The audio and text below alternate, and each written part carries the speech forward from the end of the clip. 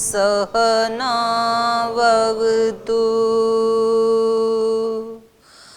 सहनौ भुनक्तु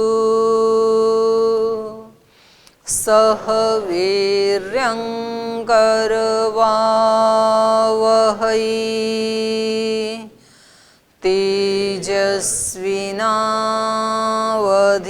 तेजस्विनावधीतमस्तु मा विद्विषावहै। ॐ शान्ति शान्ति शान्तिः।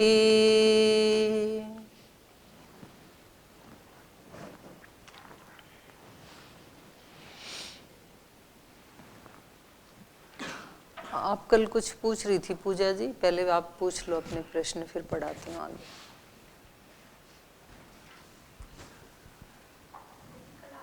माइक।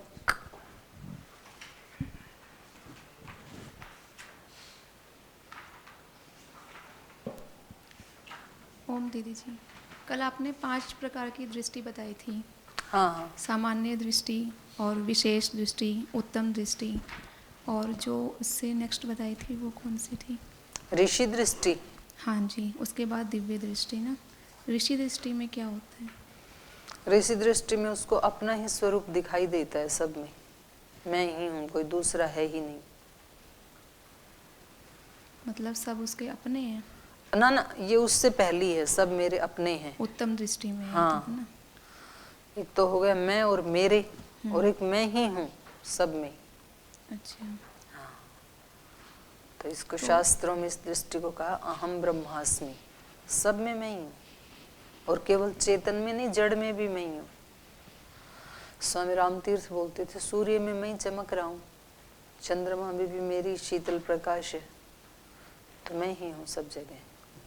और दीदी परसों कक्षा में आपने एक ही वाक्य कहा था कि कर्मों का बाह्य रूप महत्व नहीं रखता। तो जैसे कि एक जो कसाई होता है वो गलत कार्य करता है, तो हम उसको गलत क्यों बोलते हैं? क्योंकि अगर कोई पशु को काटने का काम भी हम कहेंगे श्रद्धा भाव से कर रहा है, तो जैसे मैंने कहा था ना, बाह्य कर्मों का महत्व नहीं है, किस भाव से कर रहा है इसका महत्व है। तो इनका प्रश्न है कि अगर कोई कसाई श्रद्धा भाव से पशु को काटे तो क्या वो अच्छा कर्म माना जाएगा? तो नहीं माना जाएगा। तो यहाँ पर जो भाव की बात कही गई है वो केवल विहित कर्मों के लिए ही है, निषिद्ध कर्मों के लिए नहीं है। विहित कर्म मतलब जिनके शास्त्र करने के लिए आज्ञा देता है, उन्हीं कर्मों के बारे में ये कहा जा रहा है कि विहित कर्मों में कर्मों की प्रधानता नहीं है बल्कि भावों की प्रधानता है। तो निषिद्ध कर्म तो करना ही नहीं है, जो शास्त्र के विरुद्ध कर्म है। यद्यपि कुछ लोगों ने ऐसे उदाहरण बना रखे हैं, तारा सदन कसाई, कोई प्रार्थना है ऐसे, तो जब तक वो कसाई है तब तक नहीं उतर सकता है वो।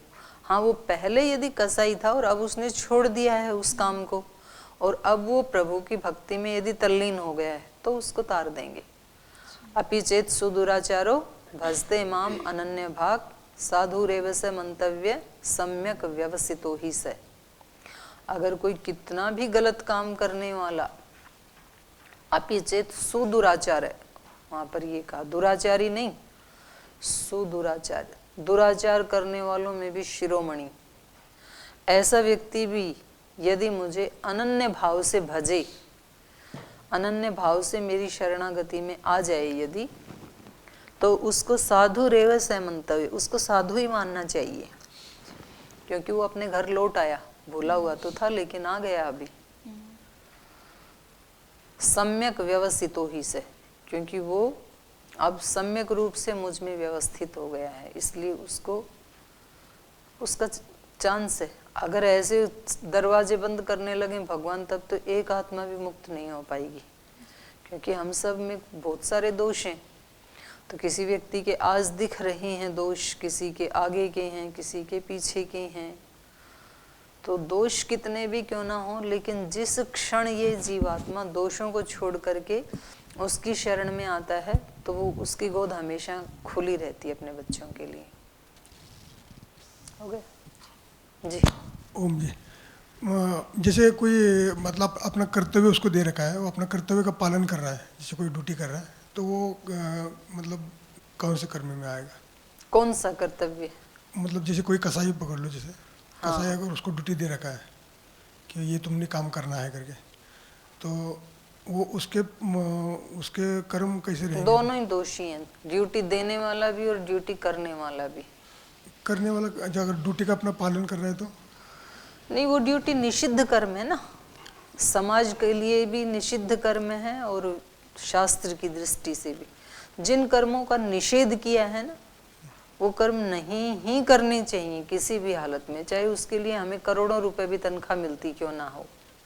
जैसे जो आर्मी पर्सन है जो ड्यूटी के लिए जैसे अपना युद्ध में जैसे काम कर रहा हो, उसको अगर ड्यूटी दे रखी हो, जैसे किसी का हत्या आर्मी में है, लेकिन वो हिंसा करने के लिए आर्मी में एडमिट नहीं हुआ था, और आर्मी के रूल्स में कहीं भी मांस काटने का विधान नहीं है। अगर वो किसी ने बनाया है तो वो किसी व्यक्ति ने बनाया है जो आपका बॉस है, तो वो उस व्यक्ति का दोष है, तो उसका कहना नहीं मानना चाहिए। आपका बोले आप हमारे बॉस हैं, हम आपकी इज्जत करते हैं, लेकिन हम आपका वो ही कहना मानेंगे जो आर्मी के रूल के अकॉर्डिंग है। किसी की हत्या करना ये आर्मी के अकॉर्डिंग नहीं है। जैसे युद्ध में जैसे वो करेंगे, वो करेंगे क्योंकि वो आर्मी का रूल है। अगर कोई हमें हानि पहुंचा रहा है और केवल हमें नहीं पूरे देश को हानि पहुंचा रहा है, तो हम उसी को ही फिर समाप्त कर देंगे। तो वो तो उसके लिए तो हम खड़े ही हैं वहां पे, तो वो तो करना ही है। लेकिन वहां पर किसी निर्दोष प्राणी की हत्या करना, उसने ना आपका कुछ बिगाड़ा ना वो देश का कुछ बिगाड़ रहा है। ऐसे निरीह मूक प्राणियों को पकड़ के यदि हम काटते हैं वो फिर दोष है, उसमें दोनों दोषी माने जाएंगे, वो नहीं करना है।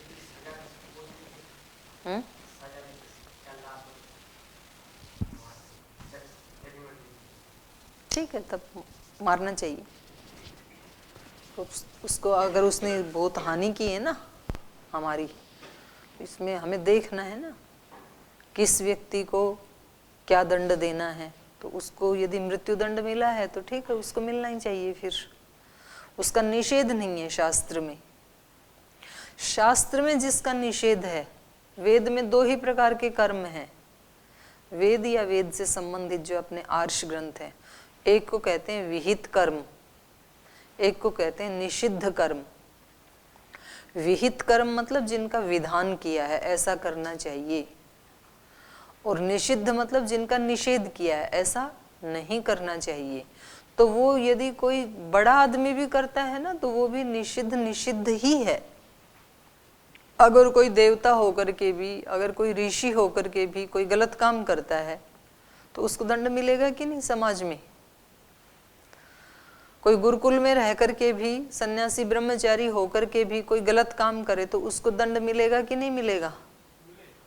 मिलेगा। है ना जेल में कुछ लोग, तो क्यों नहीं मिलना चाहिए उनको? कोई कहे कि जी इनके तो लाखों फॉलोअर्स हैं, इन्होंने इतना धर्म किया, एक दिन गलती हो गई तो क्या हुआ? तो नहीं होनी चाहिए ना फिर, तो उसको माफी नहीं दी जाएगी। तो निषिद्ध कर्म जो शास्त्र में कहे हैं तो वो उसका तो वो कभी भी ठीक नहीं हो सकता है। तो यहाँ पर जो कल बात चल रही थी कि हमें अपने कर्म कैसे करने चाहिए, श्रद्धा भाव से करने चाहिए। तो श्रद्धा भाव से ये केवल विहित कर्मों के लिए कहा जा रहा है, निषिद्ध कर्मों के लिए नहीं कहा जा रहा है कि कोई श्रद्धा पूर्वक चोरी करे तो ये उसकी पूजा ही है, कोई बहुत श्रद्धा निष्ठा पूर्वक बकरे मुर्गे काटे तो ये उसकी पूजा ही है। ये नहीं कहा जा रहा है कि वो तो अपने कर्तव्य का पालन कर ही रहा है, ऐसे नहीं कहा जा रहा है।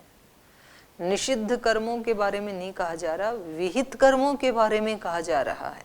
विहित कर्म मतलब जैसे यज्ञ करना विहित कर्म है, पर यदि कोई उसको बिना श्रद्धा के कर रहा है या अहंकार से युक्त होकर के कर रहा है दिखावे के लिए, या किसी भय के कारण कर रहा है कि यदि हमने ऐसे नहीं किया तो भगवान जी हमारा ये बिगाड़ देंगे, कुछ हमारा गलत कर देंगे। तो इन कारणों से यदि वो युक्त होकर के कर रहा है तो फिर वो उसका यज्ञ का फल उसको नहीं मिलेगा। तो वहां कर्म की प्रधानता नहीं होगी कि जी किसी भी भाव से करो, कर्म तो अच्छा है ना, यज्ञ कर रहा है, वायुमंडल तो शुद्ध हो ही रहा है ना। ऐसे कोई कहे कि चलो वो श्रद्धा से नहीं भी कर रहा तो भी इतना घी डाल रहा है, मिष्ट पुष्ट सुगंधित पदार्थ होम कर रहा है अग्नि में, तो कम से कम इन्वायरमेंट की शुद्धि तो हो ही रही है, तो अच्छा ही माना जाएगा उस कर्म को। तो वो यज्ञ कोटि में नहीं आएगा। ठीक है, इन्वायरमेंट को शुद्ध करने के लिए तो और भी काम हो सकते हैं ऐसे, वो भी एक काम है, पेड़ लगाना भी एक काम है इन्वायरमेंट की शुद्धि के लिए, लेकिन यज्ञ कोटि में नहीं आएगा वो। तो उसको हम मतलब ये नहीं कहेंगे कि किसी भी भाव से करे। तो इसलिए मैंने कहा था कि जिनको हमें भक्ति कोटि में लाना है, योग की कोटि में लाना है जिन कर्मों को, वो योग की कोटि में तभी आएंगे जब हम उसके प्रति भाव भी वैसा रखें। और यदि हम भाव बहुत अच्छा रखते हैं तो फिर छोटे छोटे कर्म भी हमारे यज्ञ कोटि में ही आ जाते हैं। हमारा पढ़ाई करना, हमारा सफाई करना, खेती करना और खाना बनाना, खाना खाना, बर्तन साफ करना, कपड़े साफ करना, कोई भी छोटे से छोटा काम, वो सब पूजा बन जाएंगे, सब भक्ति बन जाएंगे, फिर वो यज्ञ बन जाएंगे वो। और कोई प्रश्न है किसी का? माइक।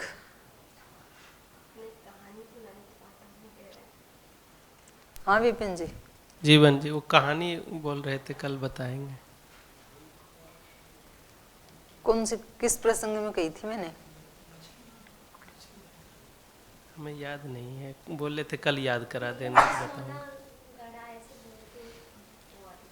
हाँ, मैंने ये बताया था कि कोई भी आप नियम लेते हैं ना, छोटे से छोटा भी नियम, और उसको निर्विघ्न यदि आप कम से कम 3 महीना या 6 महीना करते जाते हैं, छोटे से छोटा भी, तो वो भी फिर बहुत बड़ा फल देने वाला होता है। ये बताया था मैंने। तो एक व्यक्ति थे, वो छोटी सी दुकान थी परचूनी की उनकी, और लेकिन बहुत तनाव में रहते थे, घर में सब कलह कलेश परेशानी रहती थी, और ऐसी स्थिति में फिर उसका मन भी नहीं लगता था काम करने में। तो दुकान में भी कोई खास आमदनी होती नहीं थी, क्योंकि जो रोता जाएगा वो मरे की खबर लाएगा। दुकान पे जो रोते हुए जाएगा वो क्या खबर लाएगा, ऐसी कमाई करके आएगा। जो क्लास में यहाँ रोते रोते आते हैं वो जाते समय क्या लेके जाएंगे? कुछ नहीं लेके जाएंगे, खाली जाएंगे। तो ऐसे चल रहा था। तो एक बार कोई सन्यासी मिल गए उनको, तो उन्होंने, सन्यासी ने कहा कि भाई कुछ नियम पकड़ लो और उसको श्रद्धा पूर्वक निभाओ, अपने जीवन में एक नियमितता लाओ। ये मनमानापन अच्छा नहीं है, रूटीन लाइफ बनाओ अपनी। तो उन्होंने कहा देखो जी, मेरे बस का कुछ नहीं है, और ना मैं साधु संतों के चक्कर में आता हूँ, मैं ठीक हूँ अपने ऐसे ही, कभी खुशी कभी गम, ऐसे जिएंगे हम तो उन्होंने कहा नहीं, आप भी मनुष्य हैं और आपको कुछ अपने जीवन में नियमितता लानी चाहिए, सुधार करना चाहिए अपने जीवन का। ये बार बार नहीं मिलता है, ये शरीर बड़ा कीमती है, ये शरीर देवों को भी दुर्लभ है। ये देवता भी इंतजार करते हैं कि एक बार हमें शरीर मिला, तब तो हमने पुण्य कर्म करके हम देवता बन गए, लेकिन मोक्ष को प्राप्त तो नहीं किया हमने, तो ये भी भोग योनि है। तो ये तो बड़ा हमारे से वो हो गया, चूक हो गई। अब दोबारा मनुष्य का शरीर मिले तो अब की बार हम मुक्ति के लिए प्रयास करेंगे, ऐसे सोचते हैं देवता भी। तो उसने कहा देखो, मेरे से कोई नियम का पालन होने वाला नहीं है, ना मेरी मानसिक स्थिति ठीक है, ना शारीरिक स्थिति ठीक है। तो उनकी पत्नी ने कहा जब महात्मा कह रहे हैं तो कुछ तो ले लो, कोई छोटा सा नियम ले लो। तो उसने मतलब झुंझला करके कि ये दोनों पीछे लग गए, तो चलो मैं ऐसा करता हूँ। उसको ध्यान आया एकदम से, बोल ये ना मेरे घर के बाहर एक गधा बैठा रहता है, तो जब तक मैं इस गधे को नहीं देख लूंगा तब तक खाना नहीं खाऊंगा और दुकान पे नहीं जाऊंगा। मतलब मजाक में बोला उन्होंने ऐसे। अब ये कोई नियम है? पहले गधे को देखूंगा फिर खाना खाऊंगा, क्योंकि जब वो खाना खाता था तो गधा बाहर ही बैठा रहता था, वो दिखता ही था। तो उसने ऐसे ही मजाक में बोल दिया। तो महात्मा ने कहा ठीक है, यही सही, ठीक है। तो उसको कोई दिक्कत नहीं, वो रोजाना वो बैठ के अपने खाना खाता था अपने आंगन में। और सामने कुम्हार का घर था, उसका गधा बाहर बैठा रहता था घर के बाहर, उसको दिख ही जाता था रोजाना, वो अपना खाना खा के जाता था। लेकिन एक दिन ऐसे हुआ 3 महीने के बाद कि एक दिन गधा नहीं मिला। अब इसने सोचा कि ये तो नियम टूट गया आज तो अब क्या करूं? तो पूछा घर वालों से, भाई गधे को कहाँ भेज दिया? बोल जो मिट्टी लेने गया है वहां पे। तो उसने थोड़ी देर इंतजार किया, गधा वापस आई, वो आया नहीं। अब इसको दुकान पे जाना टाइम हो गया। तो इसने कहा कि कितनी देर? बोल जी पता नहीं अब कितनी देर लगेगी, वहां मिट्टी लेने गया है। तो इसने सोचा पास ही तो है, गांव से थोड़ा ही तो बाहर है, तो चलो वहां देख आता हूँ, दूर से ही तो देखना है, कौन सा पास में जाना है, तो उसको देख के खाना खा लूंगा। तो जैसे ही वो गया तो गधा तो वहीं खड़ा था और उसका मालिक जो है वो मिट्टी काट रहा था वहां से। और उसको मिट्टी काटते काटते कोई सोने की मोहर का गड़ा मिल गया, वहां पे गड़ा हुआ। वो उसको निकाल ही रहा था और इधर उधर देख रहा था कि कोई है तो नहीं आसपास। इधर से ये गधे को देखने गया था और वापस हो गया वहां से। तो उसको, क्योंकि चोर आदमी को ना ये लगता है कि जरूर इन्होंने मेरे को देख लिया होगा, अपने ऊपर शक जाता है व्यक्ति को। तो उसने कहा अरे कहाँ जा रहे हो भाई? अरे बोले देख लिया मैंने, देख लिया। अब वो और ज्यादा मतलब उसकी हवा निकल गई, भाई इसने तो देख लिया। बोले तो यहाँ तो आ। बोले नहीं बस मैंने देख लिया। अरे बोले भाई मैं कह रहा हूं तो एक बार आ तो सही। तो बहुत उसको अनुनय विनय करके अपने पास बुलाया। तो उसने कहा भाई मैंने देख लिया और अब मैं जा रहा हूँ, थोड़ी सी दूर था। बोले भाई मैं तेरे आगे हाथ जोड़ता हूँ, आधा तेरा और आधा मेरा, तो किसी के सामने कहना मत। वो भाका बक्कर है, क्या बोल रहा है आधा तेरा आधा मेरा? बोले ठीक से बात करो। तो उसने फिर घड़ा ही ऊपर कर दिया। बोले देखो ये घड़ा है, सोने की मोहर से भरा हुआ है, इसमें से आधा तेरा आधा मेरा। तू जाके पुलिस को बोलेगा, राजा को बोलेगा, टैक्स देना पड़ेगा, 100 समस्याएं होंगी। दोनों बांट लेते हैं, किसी को भी नहीं बताना। बोल ठीक है नहीं बताऊंगा। घर में आ गए दोनों और आधा आधा ले लिया। अब इसको पता लगा रे महात्मा ने तो बड़े काम की बात बताई थी। अगर इतना छोटा सा नियम पालन करने से इतना बड़ा फल आ सकता है, तो यदि मैं कोई अच्छे नियम का पालन करूं, अहिंसा, सत्यस्ते, ब्रह्मचर्य, सन्यास, ऐसा कोई पालन करूं यदि, तो उसका कितना बड़ा फल आ सकता है। तो मतलब उसका जीवन ही परिवर्तित हो गया, तब से उसकी श्रद्धा बन गई। तो कल मैंने ये बताया था कि कोई भी काम हम करते हैं, चाहे वो छोटे से छोटा भी क्यों ना हो। मुझे रोजाना यज्ञ में जाना है तो जाना है, मंदिर जाना है तो जाना है, रोजाना मुझे जाप गायत्री का करना है तो करना है, ध्यान करना है तो करना है, कुछ भी हो जाए, फिर प्राणायाम करना है तो करना है, स्वाध्याय करना है तो करना है। देखो सारे श्रेष्ठ काम तो व्यक्ति एक दिन में कर नहीं सकता है, श्रेष्ठ काम बहुत ज्यादा है। अब श्रेष्ठ काम में आता है कि रोजाना 1 घंटा ध्यान करें, कम से कम 1.5 घंटा व्यायाम प्राणायाम करें, फिर खाना खाने में आधा घंटा लगाएं। अब आप इन घंटों को यदि काउंटिंग करने लगे ना सुबह से शाम तक, तो फिर हमारे को 50 घंटे चाहिए। तो इतना तो नहीं कर सकते, घंटे तो 24 ही है ना। तो फिर उसमें कुछ तो कट करना पड़ता है कि ध्यान हमारी जो दिनचर्या है उसके अकॉर्डिंग हमारे पास इतना टाइम है, तो उसमें अब हमें देखना है कि हमें प्रायोरिटी किसको देनी है। यदि ध्यान को देनी है तो 1 घंटा ध्यान करेंगे, आधा घंटा व्यायाम करेंगे। अगर किसी को व्यायाम को प्राथमिकता देनी है तो 1 घंटा व्यायाम करेगा, आधा घंटा ध्यान करेगा। किसी को स्वाध्याय को प्राथमिकता देनी है तो 1 घंटा स्वाध्याय करेगा, वो दोनों आधा आधा घंटा करेगा। तो वो तो हमें देखना है कि हमारे जीवन में हमें किस चीज को प्राथमिकता देनी है, मुझे क्या चाहिए। तो सबका उद्देश्य अलग अलग है। अब एक विद्यार्थी है, उसको पता है मेरी परीक्षा है, तो वो ध्यान को 1 घंटा नहीं दे सकता है, वो व्यायाम प्राणायाम को भी नहीं दे सकता, वो दोनों को आधा आधा घंटा देगा, अपनी पढ़ाई को 1 घंटा देगा, क्योंकि घंटे 2 ही है ना हमारे पास। तो उनको हमें देखना है कि कैसे सेट करना है। लेकिन कोई भी नियम लेकर के, अच्छे कार्य का नियम लेकर के उसको तोड़ना नहीं चाहिए, उससे बल मिलता है। कभी किया कभी नहीं किया, कभी आलस्य में रहे, कभी बहुत जागरूकता में रहे, फिर उससे रिजल्ट नहीं आएगा, परिणाम नहीं आता है उससे। और इसीलिए फिर लोगों को उस पर श्रद्धा भी नहीं होती है, वो कभी कर लेते हैं कभी छोड़ देते हैं, क्योंकि उनके जीवन में कोई परिणाम आया ही नहीं। और परिणाम इसलिए नहीं आया कि आपने उसको निभाया ही नहीं। एक फसल भी एक निश्चित टाइम में पकती है ना, बीच में ही आप बोले हमने तो गेहूं भी बोया था, हमने पानी भी लगाया, हमने खाद भी डाली, और फिर बीच में ही काट के ले आए 1 महीने के बाद ही, तो उसमें से गेहूं थोड़े निकलेंगे। अब वो तो वो घास है, वो 2-4 दिन हरी रहेगी, फिर सूख भी जाएगी, तो गेहूं कहाँ से आएंगे? उसके लिए आपको 6 महीना वेट करना पड़ेगा। अब कोई माता 4-5 महीने में बोले बस बहुत हो गया, अब मेरे को पुत्र का मुख देखना है, और डॉक्टर के पास जाए तो उसको थोड़े ना बच्चा मिलेगा फिर। तो वेट करना पड़ता है ना एक सुनिश्चित समय तक। हम इंतजार करते नहीं है, हम महीना 20 दिन करते हैं, स्वाध्याय भी करते हैं, पढ़ाई भी करते हैं, ध्यान भी करते हैं, जाप भी करते हैं, और फिर बोले अभी तो कुछ मिला नहीं, बोले छोड़ो अब थोड़ा सा उधर एक राउंड ले आते हैं, अब उधर चलते हैं। फिर कहाँ से आएगा? तो आपने जो किया था वो भी फिर गया, व्यर्थ गया फिर, तो उसको छोड़ते नहीं है। इसलिए हमारे यहाँ भारतीय परंपरा में अनुष्ठानों का विधान किया गया है। अनुष्ठान आदि करते हैं ना, तो कोई कहते हैं कि हम इतने लाख जप करेंगे, इतने करोड़ मंत्र पाठ करेंगे, इतना बड़ा यज्ञ करेंगे। वो सब क्यों लेते हैं? क्योंकि मन ऐसा है कि वो थोड़े दिन में ना वो चेंज हो जाता है।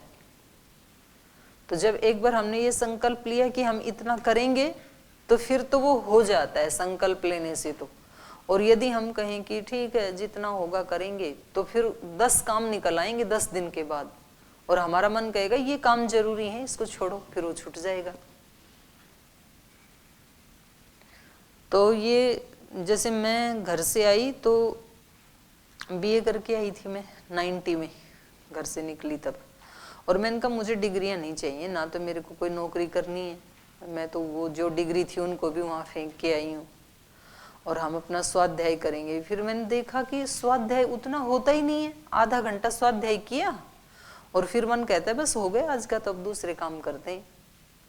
फिर मेरे साथ अब कुछ थे अपने हितैषी भाई बहन, तो उन्होंने कहा कि नहीं आप परीक्षा दो, तो परीक्षा के माध्यम से जितना सिलेबस में लगा है वो सारा पढ़ना होता है फिर, क्योंकि परीक्षा देनी है तो पढ़ना भी ध्यान से पड़ेगा। स्वाध्याय करते हैं तो ऊपर ऊपर से पढ़ते हैं, क्योंकि परीक्षा देनी नहीं है।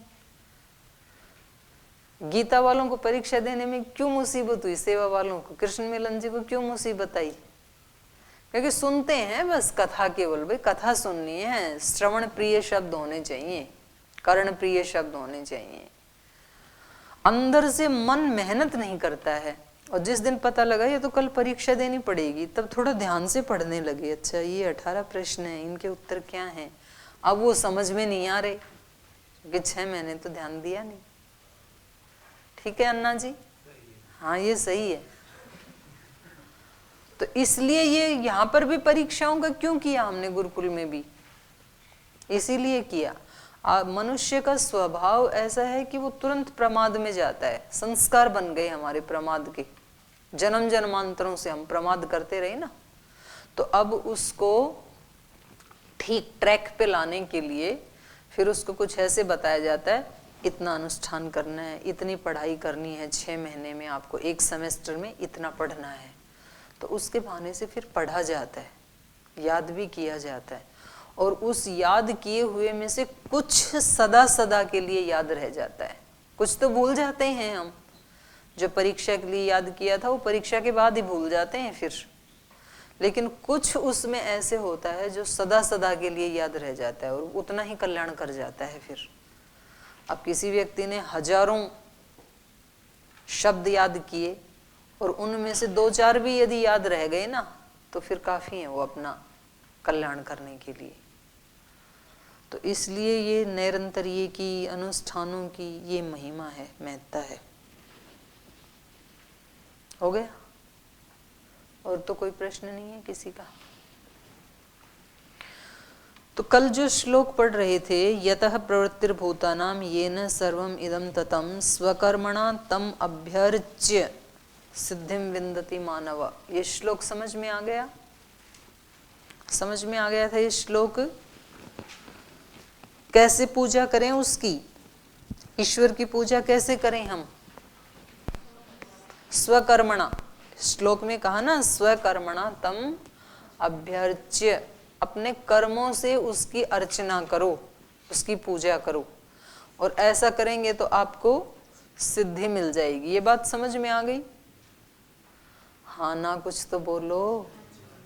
समझ में आ गई? कैसे पूजा करोगे विपिन जी, बताना जरा। और किसकी पूजा करोगे? किसकी पूजा करोगे? ऊपर वाली पंक्ति में बताया है, यतः प्रवृत्तिर्भूतानां, जिससे ये सारे प्राणी पैदा हुए, येन सर्वम इदं ततं, जिसके द्वारा ये सारा विस्तार किया गया सृष्टि का, ब्रह्मांड का, जिसने सूरज, चांद, पर्वत, सागर, नदियां सब बनाई, उसको कैसे पूजें? तो उसको कहा अपने कर्मों से पूजें। तो कैसे पूजोगे जरा बताना मेरे को, अपने कर्मों से उसको। जो जिम्मेदारी दिया गया है, हाँ, उसको 100% ध्यान पूर्वक करना है। आपको क्या जिम्मेदारी दी गई है? मुझे जैसे क्षेत्र में संगठनात्मक जो जिम्मेदारी मिला है, आपको पश्चिम उत्तर प्रदेश में संगठन की जिम्मेदारी मिली है ना? जी। तो उसमें क्या करते हैं आप संगठन में? संगठन में जो दिनचर्या है कि सुबह योग क्लास में ज़रूर जाना चाहिए। ठीक है। फिर उसको मोटिवेट करके नई क्लास हम प्रेरित करें कि एक क्लास नहीं और अधिक। शिविर लिया, वहां पर उस शिविर को कक्षा में कन्वर्ट किया, जी। खुद भी योग किया, औरों को भी कराया। जी। हाँ, चूँकि महाराज श्री का ये संकल्प है कि ठीक है, हाँ, समझ गई। तो उसके ये आगे चलो, उसके बाद क्या किया? उसके बाद फिर अपनी दिनचर्या पालन करके फिर संगठन। दिनचर्या में तो पूछ रही हूँ, सारा एक एक बताओ। शिविर से वापस आए, जी, नाश्ता किया, ने फिर स्नान करते हैं ठंडा अच्छा, का। पहले सुबह स्नान किया। हाँ, ठंडा स्नान। क्या? ठंडा का मौसम रहता है, फिर सुबह स्नान नहीं करते हैं। अच्छा,